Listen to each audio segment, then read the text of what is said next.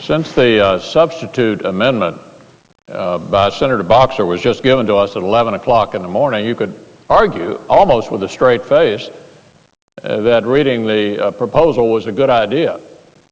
But of course, that was not what it was about. It was somewhat similar to when Senator Reid, the now majority leader, used 9 hours reading chapters from his book back in 2003. In a 9-hour filibuster over judicial nominations on November 19, 2003, Democratic leader Harry Reid discoursed on the virtues of wooden matches and read chapters from his book about his hometown Searchlight, the camp that didn't fail. That was a 9-hour recitation from a book that our good friend, the majority leader, engaged in on the very subject of judicial confirmations. Yesterday's tactic of slowing down the Senate obviously is not unique. It was not, however, about trying to confirm a few district court nominations, which the majority begrudgingly agreed to last night around 12 or 12:30. Rather, it was about the importance of keeping one's word in this body, whether it be a commitment to meet the total number of circuit court confirmations that have occurred in prior Congresses, and we're familiar with what that commitment was. It was to do 17 during this Congress. It's been repeated time and time again. Everybody knows what the commitment was. Or a commitment to confirm a specific number of circuit court nominations by a specific time. And that was the commitment made back in May by my good friend, the majority leader, that we would do 3 circuit court nominations before the Memorial Day recess. In fact, we did 1. Keeping one's word in this body is important. We are far behind the pace that is necessary for us to reach the goal that the majority leader and I set for this Congress. If that weren't troubling enough, what we heard recently by the chairman of the Judiciary Committee are threats to shut down the confirmation process completely. Stop it already. Surely that is not his plan. So, Mr. President, be assured the Republican conference will continue to make the point that judicial nominations need to be treated fairly and that commitments need to be kept, and we will use the tools available to the minority to do so until that proves to be the case. This is not over, I assure you.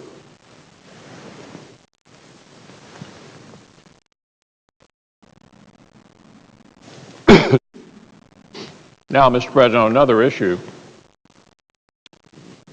the majority leader said recently that global warming was the most important issue facing the world today. Let me repeat that. The most important issue affecting the world today. And nearly 3/4 of the Senate thought it was important enough to have a debate on the Senate floor. 74 senators voted to bring this measure to the floor for debate because they recognize the significance of this issue. And yet the majority is blocking fair consideration. Instead of allowing a full debate with an open amendment process designed to improve the bill, the majority last night filled the tree. What are they afraid of?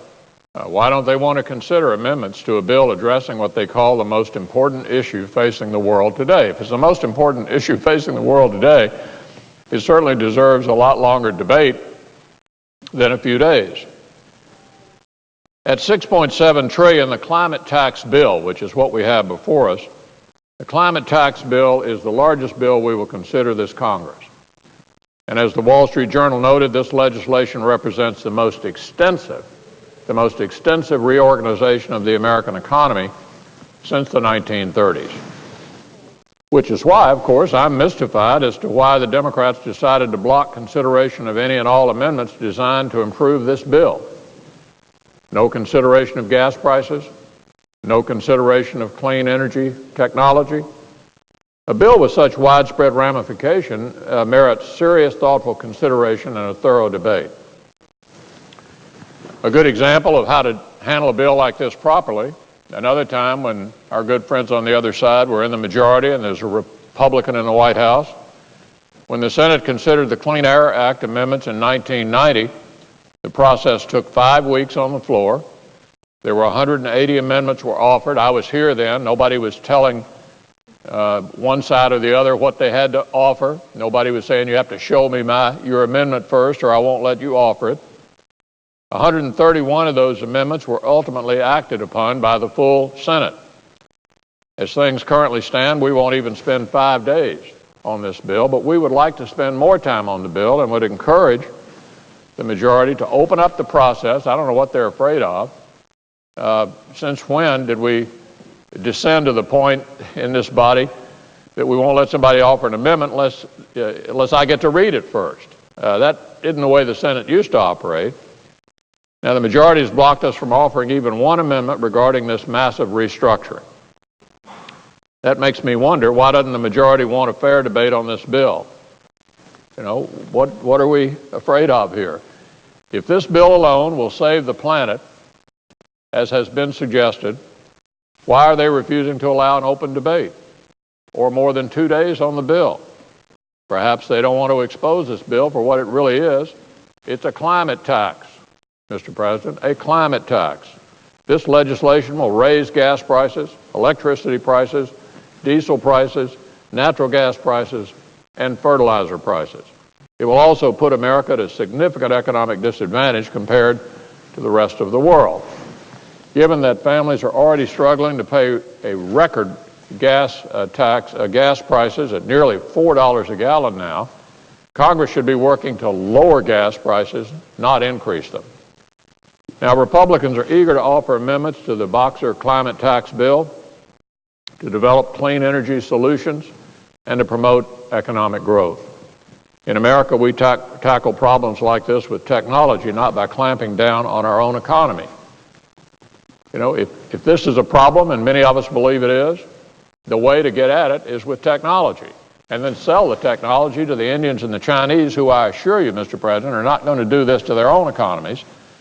They're going to take advantage of our foolish decision to clamp down our own economy and to export jobs to China and to India. If the majority is serious about debating this issue, then let's have a real debate, complete with an open amendment process.